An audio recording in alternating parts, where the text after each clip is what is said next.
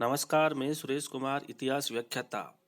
आज हम राजस्थान के इतिहास के सर्वेक्षण में मेवाड़ प्रजामंडल आंदोलन के विषय में अध्ययन करेंगे। पिछली कक्षा में हमने मेवाड़ पिछली कक्षा में हमने प्रजामंडल आंदोलन की पृष्ठभूमि और जयपुर प्रजामंडल के विषय में पढ़ा था। आज हम मेवाड़ प्रजामंडल आंदोलन के विषय में पढ़ेंगे। उदयपुर में प्रजामंडल आंदोलन की स्थापना का श्रेय माणिक्यलाल वर्मा को जाता है। माणिक्यलाल वर्मा वागड़ क्षेत्र डूंगरपुर बांसवाड़ा में आदिवासी भीलों के कल्याण कार्य भोगीलाल पांड्या को सौंपकर उदयपुर आ गए थे। माणिक्यलाल वर्मा भोगीलाल पांड्या को डूंगरपुर बांसवाड़ा में आदिवासी भीलों के कल्याण का कार्य सौंपकर उदयपुर आ गए थे। यह माणिक्यलाल वर्मा के मेवाड़ में प्रवेश पर रोक के कारण वर्मा जी द्वारा अजमेर से प्रजामंडल स्थापित करने की योजना बनाई तथा भूरेलाल बया, हीरालाल कोठारी, रमेश चंद्र व्यास, भवानी शंकर वेद आदि के सहयोग से उदयपुर में 24 अप्रैल 1938 को श्री बलवंत सिंह मेहता की अध्यक्षता में मेवाड़ प्रजामंडल की स्थापना की। भूरेलाल बया को उपाध्यक्ष व वर्मा जी को महामंत्री बनाया गया। ये स्थापना बलवंत सिंह मेहता के घर साहित्य कुटीर में की गई।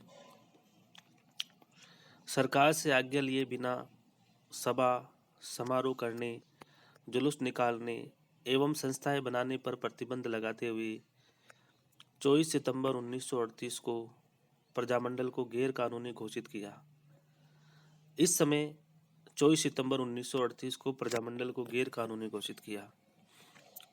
इस समय मेवाड़ के महाराणा भूपाल सिंह थे। निषेधाज्ञा के बावजूद नाथद्वारा में जुलूस व 4 अक्टूबर 1938 तक प्रजामंडल पर लगा प्रतिषेध हटाने का अल्टीमेटम दिया गया। विरोध में सरकार ने प्रजामंडल को गिरफ्तार कर लिया। भूरेलाल बया को सराड़ा किले यानी मेवाड़ का काला पानी में नजरबंद कर दिया गया। भारत का काला पानी अंडमान निकोबार द्वीप समूह था।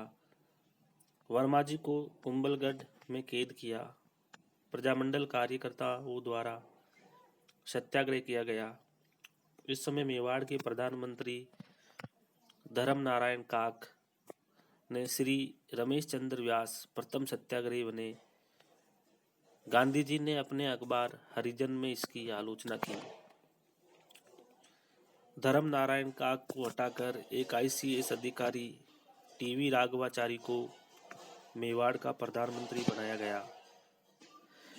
माणिक्यलाल वर्मा ने मेवाड़ का वर्तमान शासन नामक पुस्तिका वितरित करवाई, जिसका लेखन उन्होंने अजमेर में किया था।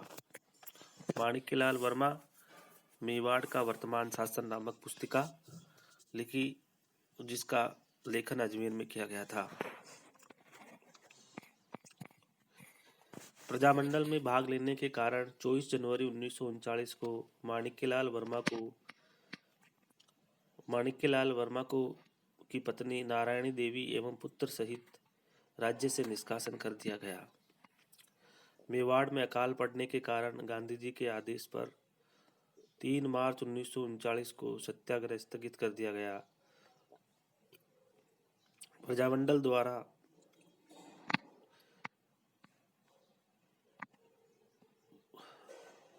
द्वारा बल्ले व बेगार प्रथा के विरुद्ध अभियान चलाया गया। मेवाड़ सरकार द्वारा ब्लेड व बेगार पर रोक मेवाड़ प्रजामंडल की प्रथम सफलता थी।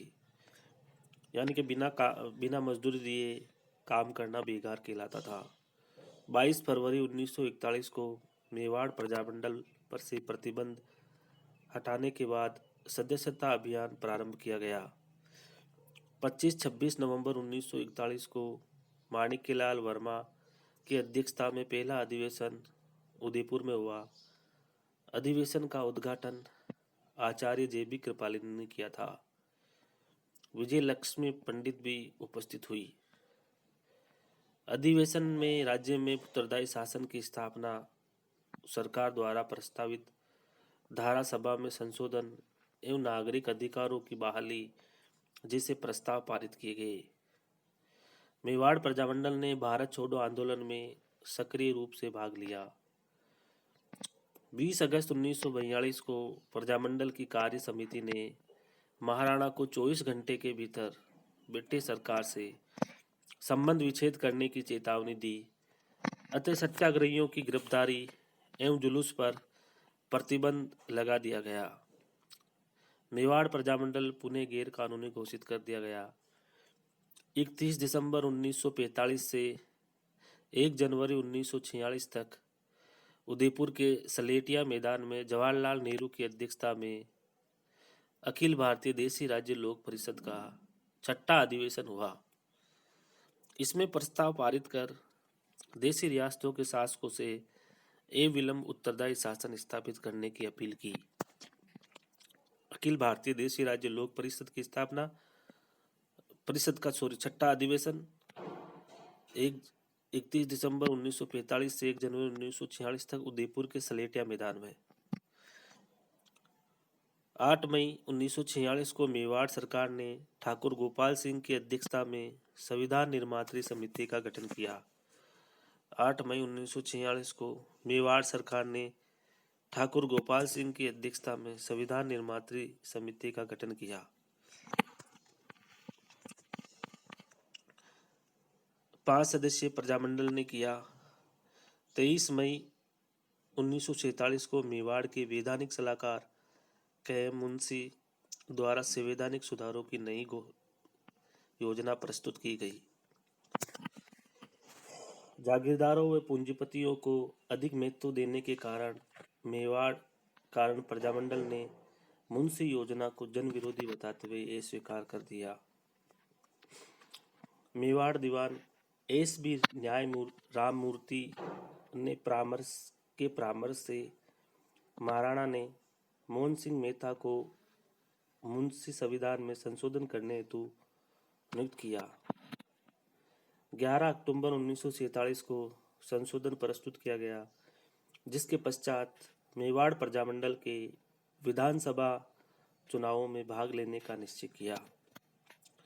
6 मई 1948 को महाराणा ने अंतरिम सरकार बनाने एवं विधानसभा निर्वाचन के बाद उत्तरदायी सरकार का गठन करने की घोषणा की, परंतु इसी दौरान 18 अप्रैल 1948 को उदयपुर का पूर्व राजस्थान संघ में विलय हो गया।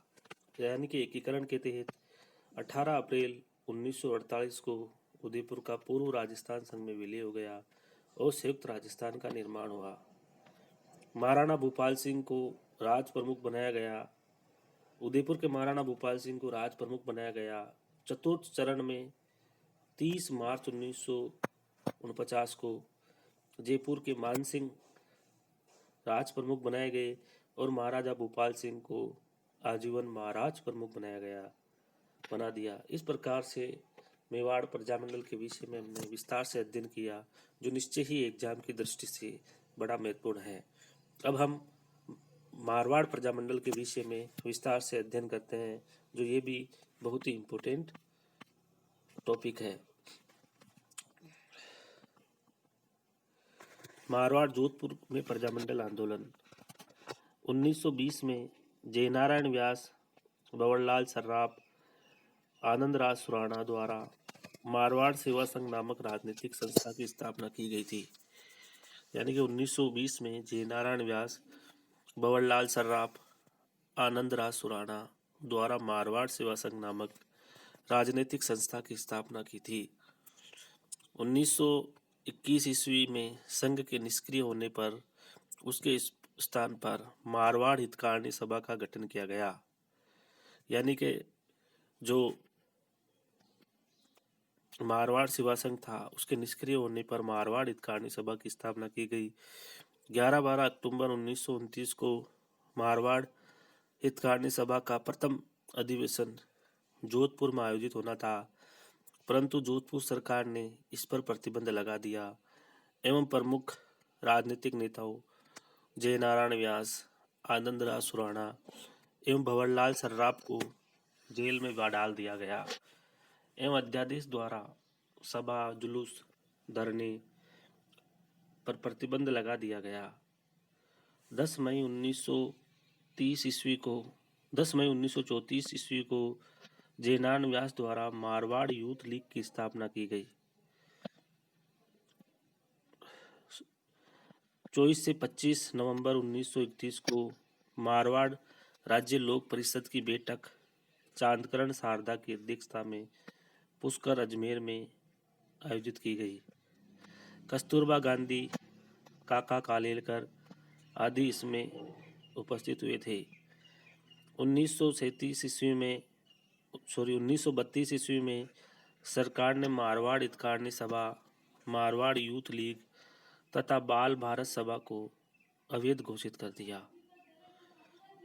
1934 में जयनारायण व्यास, आनंदमल सुराणा, अभयमल जैन, अचलेश्वर प्रसाद के प्रयासों से जोधपुर प्रजामंडल की स्थापना हुई। 1934 में जयनारायण व्यास, आनंदमल सुराणा, अभयमल जैन, अचलेश्वर प्रसाद के प्रयासों से जोधपुर प्रजामंडल की स्थापना हुई। भंवरलाल सर्राफ को प्रजामंडल का अध्यक्ष बनाया गया। 1936 ईस्वी में कराची में अखिल भारतीय देसी राज्य लोक परिषद के अधिवेशन में जयनारायण व्यास को महामंत्री चुना गया। श्री व्यास ने बंबई में अखंड भारत का संपादन प्रारंभ किया। 1937 में जोधपुर प्रजामंडल एवं सिविल लिबर्टीज अवैध घोषित कर दिए गए। 1938 के कांग्रेस के हरिपुरा अधिवेशन के बाद सुभाष चंद्र बोस जोधपुर आए तथा 16 मई 1938 को मारवाड़ लोक परिषद की स्थापना की गई और इसकी अध्यक्षता रणछोड़ दास गट्टानी ने की थी, जिसका उद्देश्य उत्तरदायी शासन की स्थापना करना था। फरवरी 1939 को बीकानेर के महाराजा गंगा सिंह के सहयोग से जयनारायण व्यास पर लगाए प्रतिबंध हटा दिए गए। फरवरी 1939 को बीकानेर के महाराजा गंगा सिंह के सहयोग से जयनारायण व्यास पर लगाए गए प्रतिबंध हटा दिए गए थे। वहां से श्री व्यास जी ने प्रजामंडल की बागडोर संभाली। 1939 में श्री व्यास केंद्रीय सलाहकार बोर्ड में गैर सरकारी प्रतिनिधि के रूप में मनोनीत किए गए। 8 मार्च 1940 को मारवाड़ लोक परिषद को अवैध घोषित हुए जयनारायण व्यास, अचलेश्वर प्रसाद शर्मा, भंवरलाल सर्राफ, अभयमल जैन को गिरफ्तार कर लिया गया। 1940 में मारवाड़ की स्थिति के आकलन हेतु पंडित नेहरू ने पंडित द्वारकानाथ काचरू को जोधपुर भेजा, जिन्होंने सिर साई में जोधपुर को दम घोटने वाला बताया। गांधी जी ने भी हरिजन पत्र में मारवाड़ सरकार की आलोचना की। 26 जून 1940 को मारवाड़ शासक श्री उमेद सिंह के साथ समझौता उत्तरदायी सरकार की स्थापना के उद्देश्य को स्वीकार करते हुए लोक परिषद को जन प्रतिनिधि सभा के रूप में स्वीकार कर कार्यकर्ताओं को रिहा कर दिया गया। जून 1940 को में जयनारायण व्यास मारवाड़ लोक परिषद के अध्यक्ष बने। 28 मार्च 1941 को मारवाड़ में उत्तरदायी शासन बनाया गया। 7-8 जून 1941 को प्रथम बार हुए जोधपुर नगरपालिका के चुनाव लोक परिषद को 22 में से 18 स्थानों पर विजय मिली। इसके बाद श्री व्यास जी नगरपालिका के प्रथम निर्वाचित अध्यक्ष बने। 11 मई 1942 को उत्तरदायी शासन की स्थापना नहीं किए जाने पर व्यास जी ने नगरपालिका अध्यक्ष पद से त्यागपत्र दे दिया और दूसरा सत्याग्रह आरंभ किया। जयनारायण व्यास द्वारा लिखित उत्तरदायी शासन के लिए संघर्ष वे रणछोड़ दास गट्टानी द्वारा लिखित संघर्ष क्यों पुस्तिकाओं का वितरण करवाया गया। 19 जून 1942 को आंदोलन के दौरान बाल मुकुंद बिस्सा को गिरफ्तार कर लिया तथा जेल में भूख हड़ताल एवं यातनाओं से 64 दिन बाद मृत्यु हो गई। इसे राजस्थान का जतीनदास कहा जाता है। बिस्सा का जन्म मारवाड़ के ग्राम पीलवा तहसील डीडवाना में हुआ। गांधी जी से प्रेरित होकर 1934 में इन्होंने जोधपुर में खादी भंडार खोला।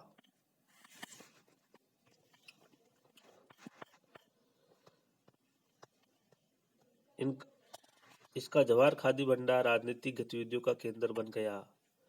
लोक परिषद के आंदोलन में महिलाओं का नेतृत्व महिमा देवी किंकर द्वारा किया गया। 1942 को गांधी जी को के भारत छोड़ो आंदोलन के दौरान लोक परिषद के नेताओं की गिरफ्तारी के बाद जयनारायण व्यास की पुत्री रमा देवी एवं अचलेश्वर प्रसाद शर्मा की पत्नी कृष्णा कुमारी के नेतृत्व में महिलाओं ने आंदोलन को बढ़ाया। श्री लालचंद जैन ने वीर और उत्साही युवकों को संगठित करने हेतु मारवाड़ क्रांति संघ बनाया। 27 मई 1944 को परिषद के नेता रिहा हुए। 24 जुलाई 1945 को जोधपुर महाराजा द्वारा संवैधानिक प्रचारों की घोषणा कर राज्य में विधान परिषद की स्थापना की, परंतु शासन संबंधी सभी मूल अधिकार महाराजा व उनके मुख्यमंत्री के पास रहने के कारण श्री व्यास जी ने इसका घोर विरोध किया। 23 अक्टूबर 1945 को श्री नेहरू जोधपुर आए तथा महाराजा ने उनकी सलाह पर डोनाल्ड फील्ड के स्थान पर श्री C.S. वेंकटाचारी को प्रधानमंत्री बनाया। देश में कैबिनेट मिशन योजना के तहत श्री नेहरू के नेतृत्व में अंतरिम सरकार का गठन हुआ एवं देश की संविधान सभा में जोधपुर से श्री C.S. वेंकटाचारी व श्री व्यास जी को प्रतिनिधि बनाकर भेजा गया। 1947 को हनुमंत सिंह युवा एवं अनुभवहीन जोधपुर की गद्दी पर बैठे, जो स्वयं उत्तरदायी सरकार के विरोधी थे। उनके सामंती मंत्रिमंडल के गठन के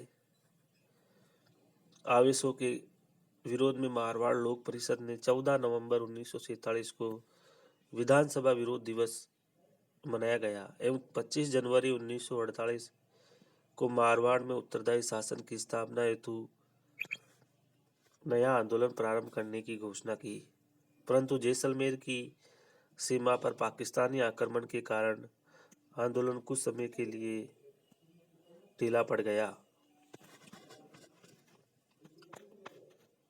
8 मार्च 1948 से पुनः उत्तरदायी शासन की स्थापना की घोषणा की गई एवं श्री व्यास जी ने तुरंत उत्तरदायी लोकप्रिय सरकार के गठन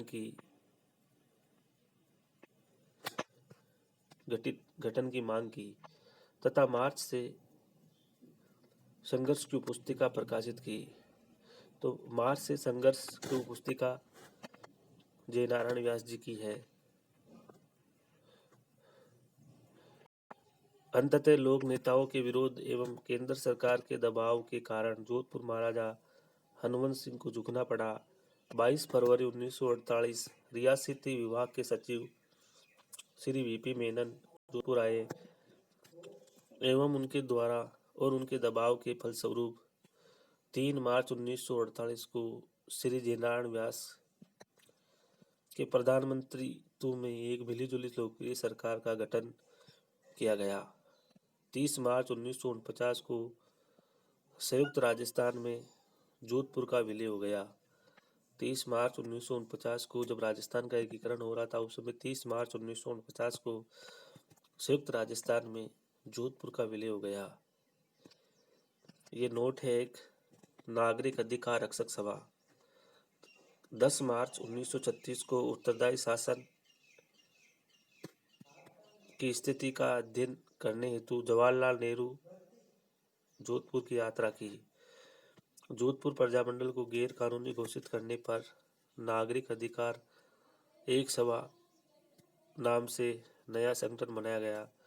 नागरिक अधिकार रक्षक सभा ने मई जून 1936 को विद्यार्थियों की फीस में वृद्धि के विरुद्ध आंदोलन किया तथा 3 जून 1936 को शिक्षा दिवस मनाया गया। जुलाई 1936 को नागरिक अधिकार रक्षक सभा द्वारा जनता को अधिकार दिए जाने के बाद विधानसभा की स्थापना की गई, पर विधानसभा की स्थापना की मांग करने पर अधिकांश नेताओं को गिरफ्तार कर लिया गया तथा इसे गैर कानूनी घोषित कर दिया गया। इस प्रकार हमने मारवाड़ प्रजामंडल के विषय में भी विस्तार से अध्ययन किया, जो निश्चय ही एग्जाम की दृष्टि से महत्वपूर्ण है। धन्यवाद।